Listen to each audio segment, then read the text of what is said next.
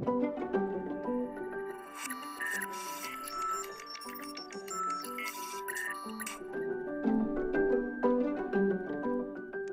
bienvenue dans cette nouvelle vidéo où on parle de produits scalaires dans le plan et on va montrer en fait que deux droites sont perpendiculaires grâce à lui. Donc je vous ai remis un point de cours ici, c'est les différentes manières de calculer un produit scalaire. Alors ici on a la méthode analytique avec les coordonnées du vecteur.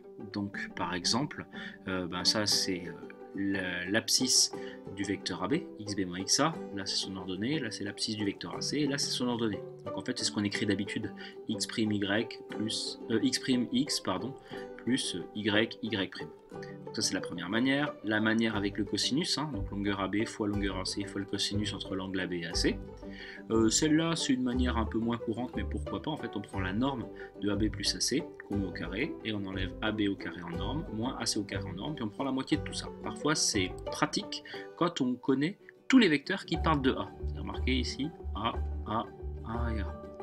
Et puis autrement, il y a la méthode avec les projetés orthogonaux. Quand vous cherchez le produit scalaire de AB par AC, c'est pareil que AB multiplié par AH. H c'est le projeté orthogonal de C sur la droite AB. Puis pareil dans ce sens-là, sauf que dans ce sens-là, on met un moins. Tous les nombres que vous trouvez ici, ici, ici ou ici, c'est ce qu'on appelle le produit scalaire. Donc le produit scalaire entre deux vecteurs, c'est un nombre.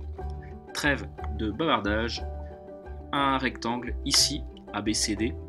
Vous avez la longueur AB qui vaut petit a, la longueur AD qui vaut racine de 2 sur 2 petit a, pourquoi pas, et puis le point I qui est au milieu de CD. Et on voudrait montrer que les droites AC et BI sont perpendiculaires en utilisant le produit scalaire. Alors première question, quelle forme on va utiliser? A priori on va pas créer de repère, même si on pourrait toujours, on va peut-être se servir de ça.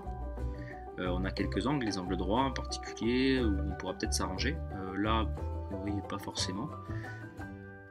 Et puis là, pourquoi pas les projetés orthogonaux. Donc on va voir ce qu'on peut faire. En tout cas, on va s'intéresser forcément à quoi? Au produit scalaire entre le vecteur AC et le vecteur BI. Et on va essayer de découper tout ça. Avec quoi? Comme toujours, avec Chal. Donc qu'est-ce qu'on peut dire de AC? AC, on va peut-être transiter par ce point-là quand même. C'est AC, c'est AB plus BC, d'après Chal.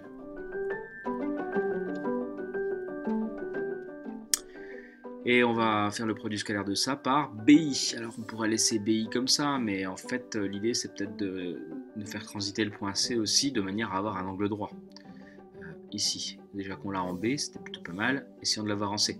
Donc BI ça va être BC plus CI. Donc ça c'est d'après la relation de Chal. Je vous laisse mettre sur pause et puis continuer un petit peu à développer en particulier.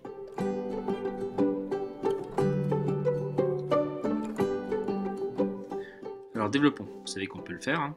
Donc ça fait AB scalaire BC plus AB scalaire CI plus BC scalaire BC plus BC scalaire CI. Et là on se retrouve avec quoi? AB scalaire BC, ça vaut 0, puisqu'en fait AB et BC sont perpendiculaires. BC et CI, le produit scalaire, pareil, ça fait 0, pour les mêmes raisons, parce qu'on a un angle droit ici et ici. Je vais préciser, car AB est perpendiculaire à BC, et puis car BC est perpendiculaire à CI, pourquoi pas. Et puis au milieu, il me reste quoi? Il me reste AB scalaire CI. Alors qu'est-ce que je peux en dire? AB scalaire CI. On voit qu'en fait, les droites sont parallèles. Donc si j'utilise cette forme-là, ça fait longueur AB fois longueur CI multiplié par, c'est quoi le cosinus de l'angle entre AB et CI? On voit qu'ils vont dans l'autre sens, donc l'angle c'est pi, ce qui ferait cos pi. Alors je peux très bien écrire cos pi, ou alors directement cos pi ça vaut moins 1. Directement j'enlève ce fois là,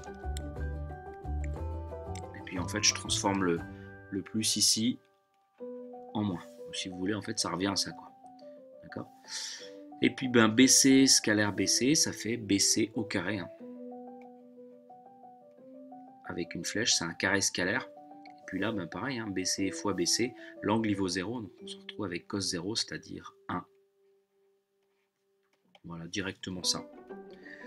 Bon, moins AB fois CI, là vous avez vu, j'ai mis des fois parce que ce sont des longueurs, hein, cette fois-ci, ce ne sont plus des vecteurs. Alors AB, au fait, ça vaut quoi? AB, ben, ça vaut petit a, c'est peut-être le moment de remplacer. CI, c'est la moitié de CD. CD, ben, c'est comme AB. Donc en fait, ça fait la moitié de racine de 2 sur 2. C'est bien ça? Pas du tout. AB, ça vaut A. Donc ça vaut A sur 2.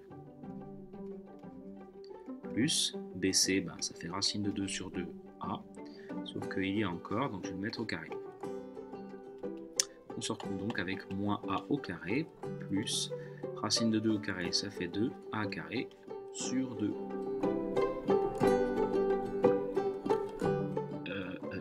Sur 4, c'est mieux. Et au carré, ça fait 4. Donc en gros, moins A carré sur 2 plus A carré sur 2.